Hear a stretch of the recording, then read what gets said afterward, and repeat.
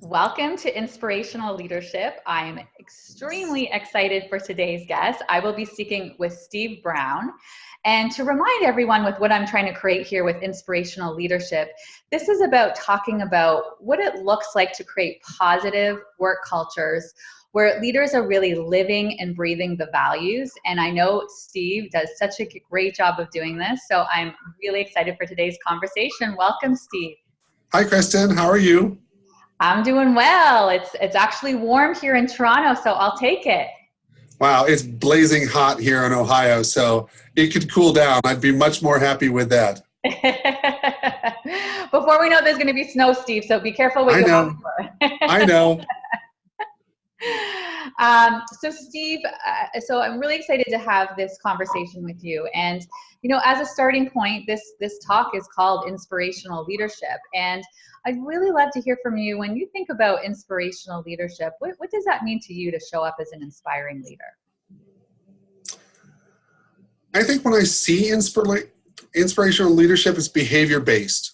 I can see it through people's actions and if they're consistent. Not just are they charismatic. In fact, I think leadership can happen through both charismatic and non-charismatic people. But somebody who inspires, to me, you look and see who follows. And organizationally, I think it's more who do people go to?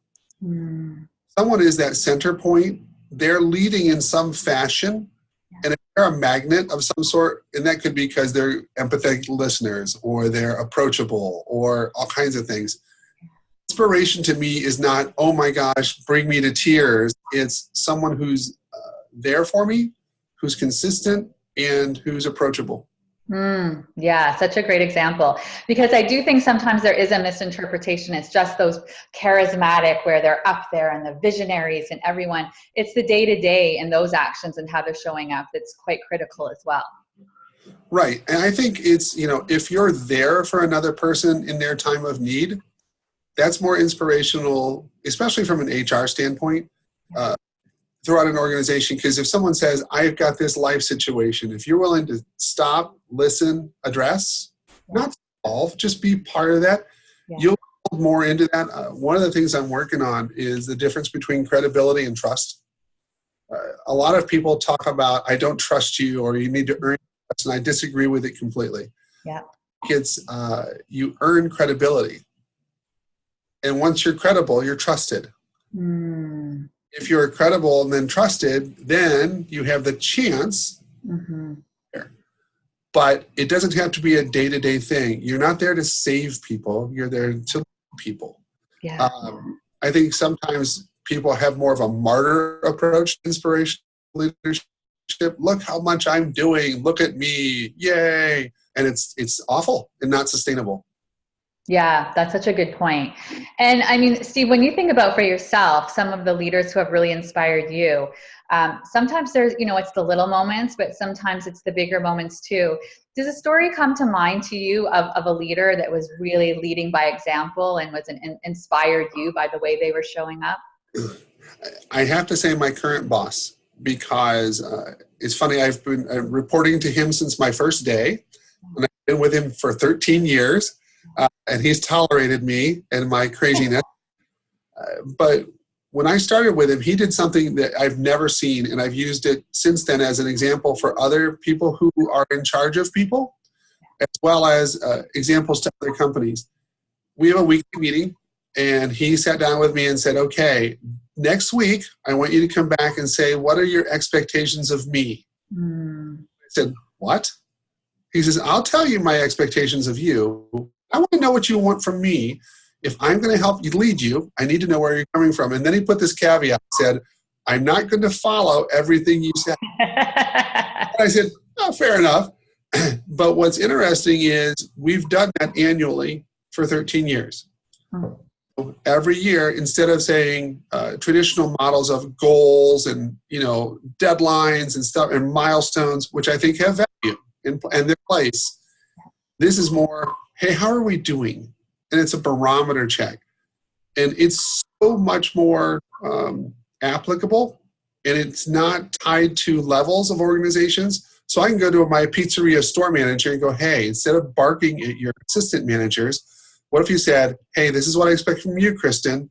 By the way, what do you expect from me so that I can help lead you? Stunning. Best example of leadership I've ever seen personally.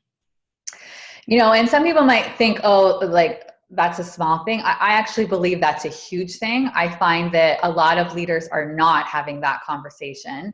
And it also puts some accountability in your hands as the individual reporting into that leader, right?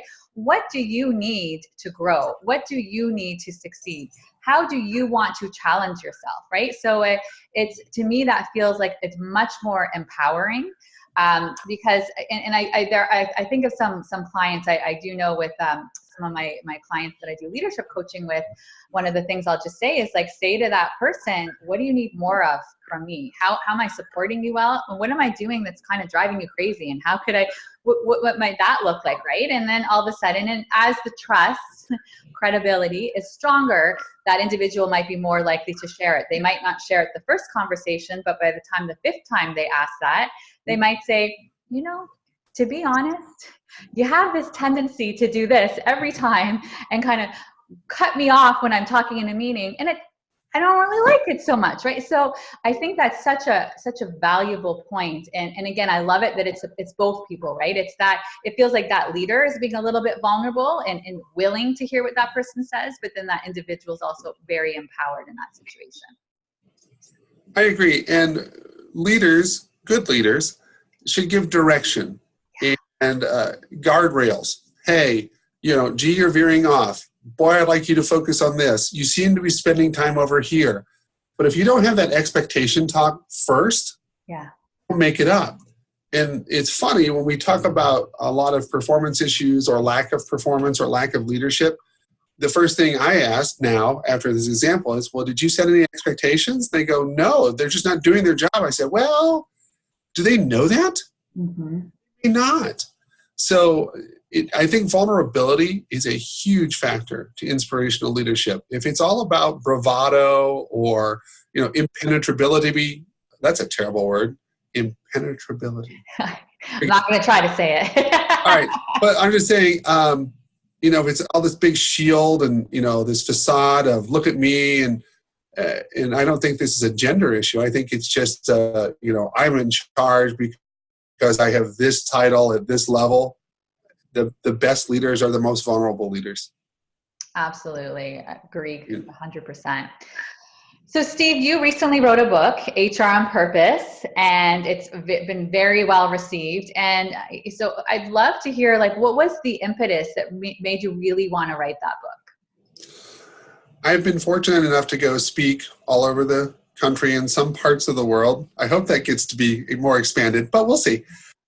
If people would come up after presentations and say, I really like what you have to say, you should write it down. Yeah. And, your ego goes, oh, I should. Boy, it'd be great. And then I thought, I don't really? Does somebody want to hear from what I say? And a lot of conferences like to hear practitioners. So since I practice HR and they practice HR, I thought, okay, I'm going to do it from that perspective. Writing to my peers, what would I tell them? Mm-hmm. And share examples that weren't some lofty, made up, grandiose things of, real world, vulnerable, humorous at times, adventures that I've had over my 30 plus years. And once I started writing, it just poured out. And what's funny is I get notes daily, and I'm not kidding, daily from around the world. And they'll say, I was going to leave HR and I read this and this made me want to stay in the field. And I'm like, I'm just crushed by it. And I've heard from Africa, Australia, Russia, the UK, Canada, the US. And, I'm just a guy from a small town who wrote a book. But I think it was something that was missing. One of the things I've hated about our profession is no one stood in the gap to say, I believe in what you do and I think what you value. Yeah. And I think that's missing in organizations, especially in a profession. So I didn't want to say gee, this is my mantle, but I just want to tell others that I value what they do.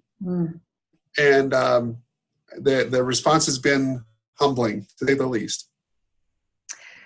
Well, you know what I've heard there, Steve, that I think is so important is that it wasn't ego-based. It was very purpose-driven. It was coming from a place of service. It was coming from a sincere desire to remind people the work they're doing and why it's important. And when you keep hearing it over and over again, it's like, to me, it's like the universe is trying to get your attention. Hey, Steve, please write a book. How many times can I tell you, please? And so I'm not at all surprised that it's had such an incredible impact in the field. Yeah, thank you. I love hearing the stories. I do, because just like when you said after a presentation, people will come tell you, I've heard life-changing things and had people just want to be held and cry and sigh and laugh. But I'm really geeked to see that they're embracing it, because this is what I'm going to do. This is why I'm here, is to be there for other people. And I think organizationally, companies can do this. This is not some 5-step model. This is how behavior can happen. And what's interesting is people put their spin on it. And I like books like that. I take pieces from information. I go, okay, I can take that part and go, oh, how do I use this my way? Yeah. So prescriptive. Yeah. The prescriptive things are hard to live up to. Mm-hmm. Contextually, it's just very difficult, because you go, well, gosh, my company is not like that, or I don't work with people in that same situation. Instead of saying, who here's been with a difficult person? And they go, oh, I have. Well, here's a difficult person story. Yeah. And the other part I loved is I am a storyteller, always have been. I think people learn from stories. Yeah. So it was fun to share and see what they say. Yeah, no, you're absolutely right. People emotionally connect with the stories, and then it also feels tangible. They can read it and say like, okay, I can see myself in this, and I know how I could show up differently, or some strategies, some tactics that I might try and experiment with that maybe they haven't tried yet. So it's giving them that permission. So Steve, when you see organizations, when it comes to leadership, I find some companies, they really get it. They're living and breathing it. The values are not just an exercise. It's not a checkbox. And from the top all the way down, living and breathing the values. Then I've seen some other organizations where that's not happening. And one of the things I also see is there's not really an investment being made in leadership development. What do you think the barriers are from some organizations not getting it and not, because from my perspective, leadership is huge and incredibly important. Why do you think some organizations are not investing in that way? I think we have a myth that we keep following, that work is more important than people. Mm-hmm. Because regardless of the type of work or service or product that a company provides, it's done by humans in some form or capacity. So when you have leadership who have bought into the old industrial myth of investment in people is a waste of time, leadership development will never happen, or it will happen in a limited form. And a lot of people take it more from developing the next level of leaders to come up in the ranks, succession planning, high potentials. I hate the word high potentials, by the way. I think it's awful. Yeah. Because it's very narrow, and it doesn't consider the full spectrum of people that you have in your organization. When you get top people to understand that the majority of their day is around people. We did this at my company. I run a development bi-monthly meeting with our pizzeria managers. Yeah. And it is all about 1.5 hours to 2 hours of people stuff. Because I said, tell me in your day, what percentage of your day is consumed with people-oriented issues? And they said 90%. Mm-hmm. I said, okay, so what do you talk about most, work or people? And they go, people. And I said, okay, so if that's the case, how can I help you on the people side to do the work you want? So I came up with this formula of people plus process equals results. The reason leadership development doesn't happen is it's results through processes. Oh yeah, we have people. And leaders, especially senior leaders, have mistakenly taken data and analytics and let them lead which I think is ironic because they trail. Our results are after. Everything's already happened. And we're basing decisions on results instead of saying the following actions through the following people gave results. Until people understand that organizations have to be people-centric, good development won't happen consistently.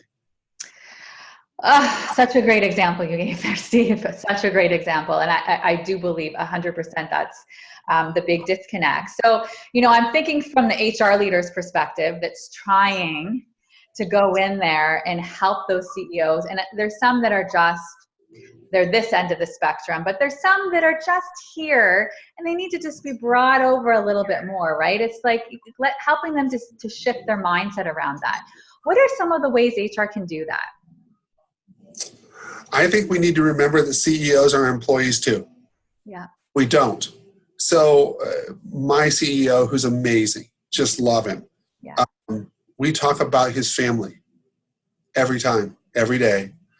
And I want to make sure that he's cared for as a person. Yeah. I also know that I need to come there based on his strengths, not mine. So his approach, not mine. So he's a data person. I bring data. If it's a business situation and he wants context, I bring context. So I try and meet him from where he is versus just coming and dumping on him.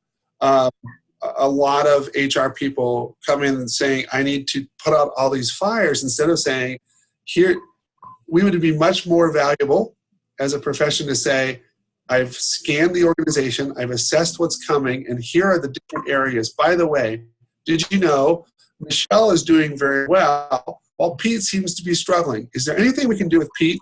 And then the CEO jumps, typically, and goes, you know what? I've been thinking about Pete.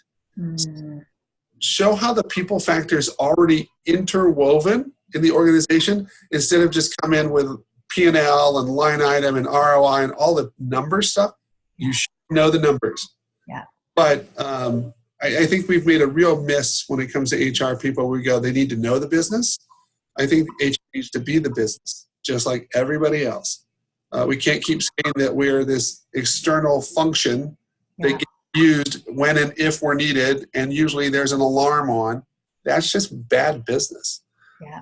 So I think the other part of it is you should not shy away from it. You have to follow the norms in your company. But I would ask for time or make time to always be with senior managers intentionally. One, so that they know that they're doing well. Yeah. And you can help them. Two, acknowledge that what they do has value. It's the same thing you do with every other level of the company. With the senior level, we go, oh no, they have to tell us first. Flip it around. Treat them like employees, just like everybody else. And they'll respond. That's such a great example, Steve, because I'm just thinking of some scenarios where I've been spoken to HR pros who are struggling with that, and it's good feedback that I'm going to share with them because I think they are doing that. They almost put them in this other box, right? It's like, oh, he's the CEO. No. I love the example that you've given there, right? It really is about connecting human to human. And I think the way you're alluding to the fact that, meet him or her where they are. What's the best way of being able to help them understand what you're talking about? And then I also like what you said there, being really intentional when you're going in, right? If you're just going in there and kind of spewing out all of these things, you're not going to be able to have as strong of a conversation. You're not going to be able to influence in the same way. So those have been some really, really good examples. So Steve, what also shows up for me is you're a leader. And as a leader, we have strengths, and then sometimes we learn about ourselves. We have gaps, and sometimes we have to learn things the hard way. Sometimes we kind of learn over time. What have been some of the lessons you've learned that have been really kind of poignant, that have stayed with you as a leader? I think the issue of blind spots is a big thing for me because I am more of I'm very extroverted. Why am I lying? I'm extroverted. No. And so when I come into a room, I come into a room, and there's been times where my extroversion has been a hindrance to others. When I didn't take time to listen because I was so set on just pushing forward that I didn't step back and say, hi, how are you? Slow down. Just more meter myself. because I can't stop my extroversion. When I take the assessments, it's not, whatever the scale is, I'm on the other side of that. So I need to make sure that I'm not intimidating somebody just by coming into a room or, being so gregarious that people go, I can't handle that right now.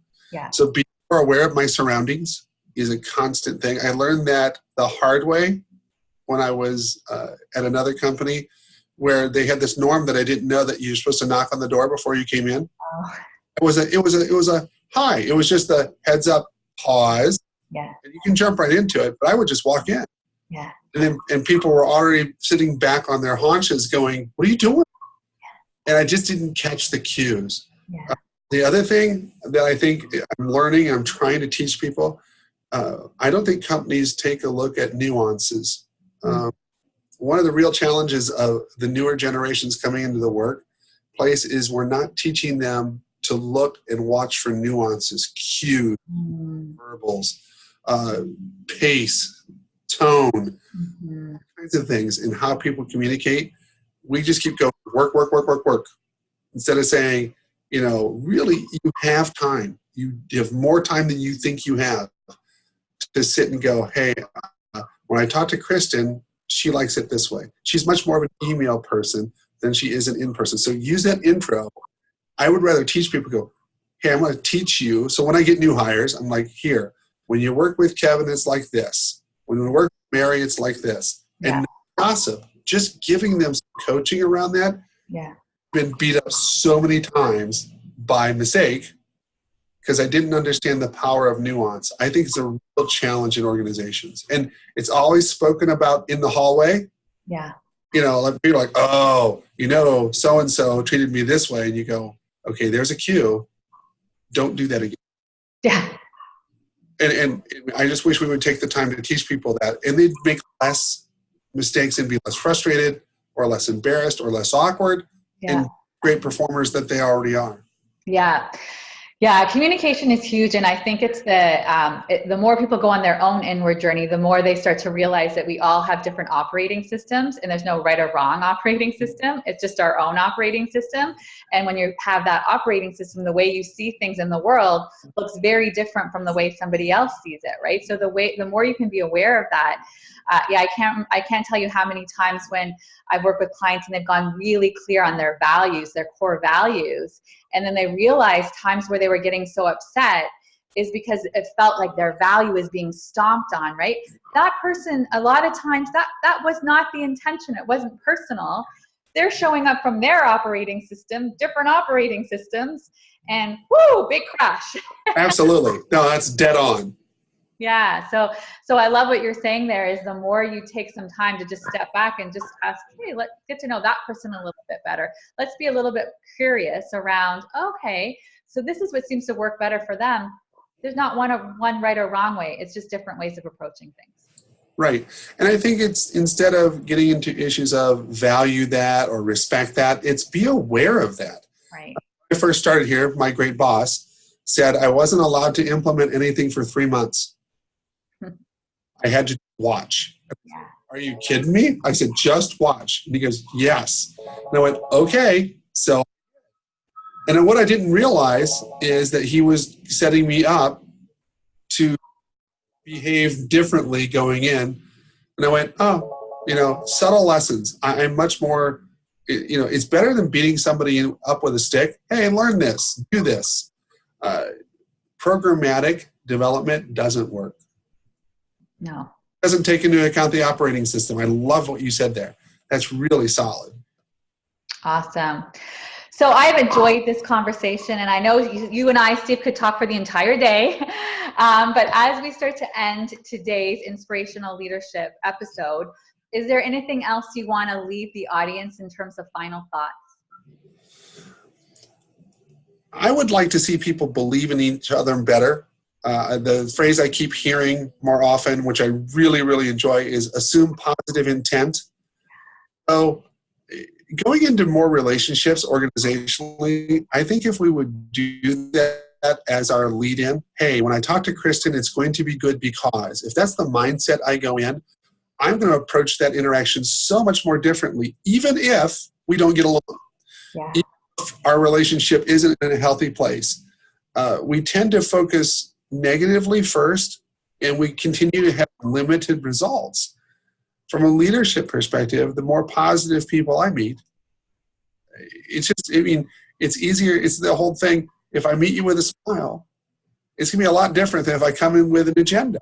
Yeah. I still have an agenda. I mean, it's not separate. I used to believe it was all separate, Yeah.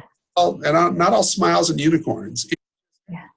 Let's treat each other well and see what happens. What we're going to see in organizations is the ones that don't do that are going to fail. It's coming, and we're seeing it now. The ones that take that positive approach to leadership and that positive approach to relationships with each other, they're going to be relevant and survive. Oh, I love that advice to end with. And I think it's so critical for people to remember. You can't control how other people show up. The only person you can control is how you show up. And that's always in your control. You have the power to make a choice. So beautiful way to end this off, Steve. Thank you so much for being here today and being part of this episode. Thanks so much. It's great to see you as always. Thanks, Steve.